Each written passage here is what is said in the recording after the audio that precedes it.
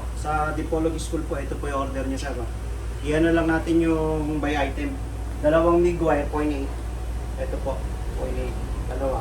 Lalagay na po natin kasi yung isa para i-test tong makina. So ito po yung set ng makina natin. Ang kasama po niyan, yung ground. Lagay na po natin yung ground. Testing natin sir para pagdating sa inyo, gumagana. Then yung migan. Assemble na rin natin.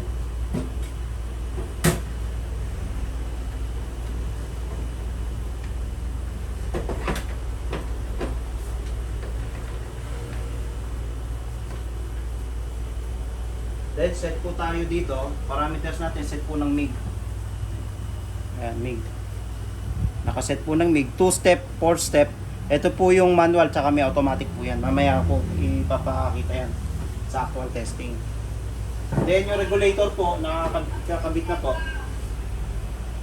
Ilapit mo para makita nyo. Yan, kasama po yung hose dyan. Sa inyo po yan. Yan. Okay. Then yung order nyo po na filler rod, 3 kilos lang kasi sir. Ito. Ito po yung bakal, 3 kilos. Ito po yung stainless, 3 kilos. Pinagsama na po namin sa box para pagdala sa inyo. Naka-box na. 2.4 po yan. 2.4. Okay. So, lagay na po natin yung isang MIG wire na. Dito po, hindi naman po mahirap to. Ayan po, bago po yan nakasilo. Tanggalin na po natin. I-plastic wrap na lang po natin yung isa pagbutik sa inyo. Bago po yan. Silo po yan. I-ano na lang po natin para pagbalik. 0.8 po yan. Lagyan na po natin ang MIG wire. Okay. Ayan yung lock niya.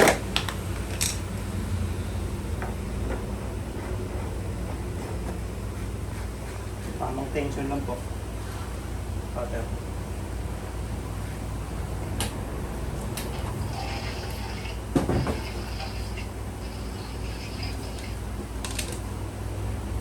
Nakaset na po sa 0.8 yung ano natin, drive roll. So, siguro alam nyo naman na kung paano i-operate. Tension po niya, huwag po ganong tension. Kailangan pan lang po. Tamang tension lang.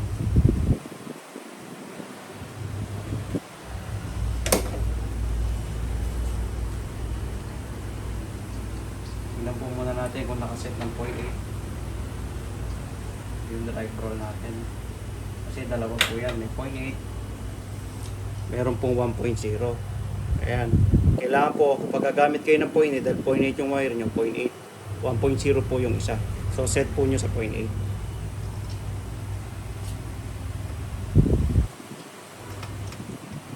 Kasi dudulas po yan kapag naka 1.0 kayo.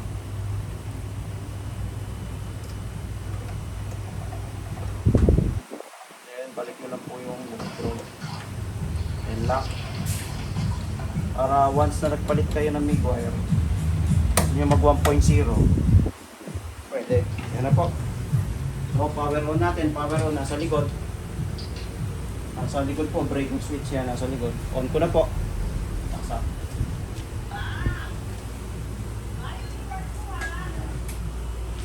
Yan, so may power na po tayo. Ang setting po nito, ito, ano lang po ito, wala po ito.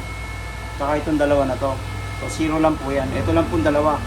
Yung voltage, saka ampere lang po. Pero pinaka-basically, pag nag-set ka ng 4, 4 lang din. Pag nag-set ka ng 3, 3 lang din almost.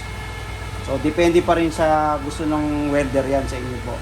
So, ako, set ko, 4, 4 lang. Set ako ng 4, set ako ng 4. Pero, labas muna natin yung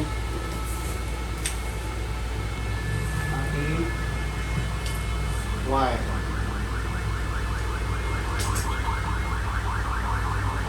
Ang ko, di ba? Labas po na natin yung wire. Ayan. Save muna natin. Pakita mo, meron jug dito. Para pag gusto nyo palabasin nyo. Ayan. Ayan. Okay na. Tayo lang muna natin lumabas mo. Okay. Ayan na po yung wire. Then, lagay mo yung ground sa welding testing natin. Ito, lagay yung i-connect ka na.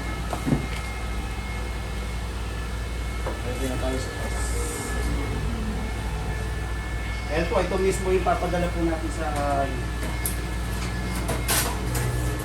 ayan na po yan. So, consumables po niya, contact tip nozzle, tsaka po yung tip holder with spring. Yan lang po ang consumables po. Set po tayo ulit ng 4. Set din ko po yung voltage saka yung ampere 4. Pag gusto nyo ng 3.3, nasa sa inyo po yan. Ito na po yung welding testing natin. Lagyan natin ng gas. So, gas. Gas. Okay. So, ito na po. Yung itunog.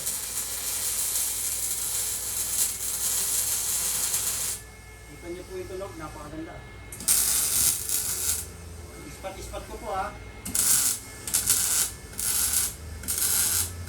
Nagtatak-tak po kayo. Pagka full weld, may automatic po yan. Set nyo ng 40. Okay? Select ko ng 40.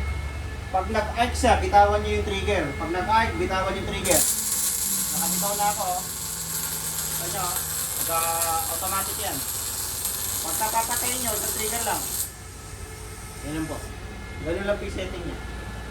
Thank you po. Ito na po yung paparating sa inyo. I-ayos na po namin yung packaging. Then dadalhin na po namin sa cargo po. Salamat po.